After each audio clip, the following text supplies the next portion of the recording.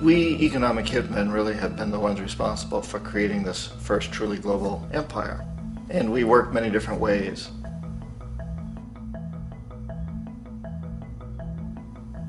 But perhaps the most common is that we will identify a country that has resources our corporations covet, like oil, and then arrange a huge loan to that country from the World Bank or one of its sister organizations.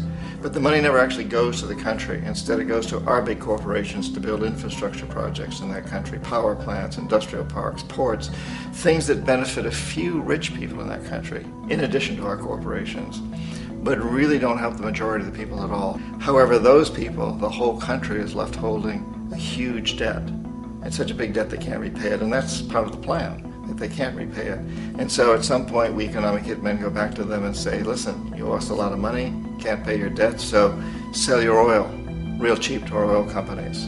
Allow us to build a military base in your country, or send troops in support of ours to someplace in the world like Iraq, or vote with us on the next UN vote.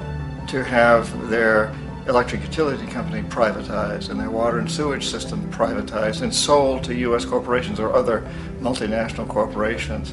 So there was that whole mushrooming thing, and it's so typical of the way the IMF and the World Bank work, that you put a country in debt, it's such a big debt it can't pay it, and then you offer to refinance that debt and pay even more interest. And you demand this quid pro quo, which you call a conditionality or good governance, which means basically that they've got to sell off their resources, including many of their social services, their utility companies, their school systems sometimes, their penal systems,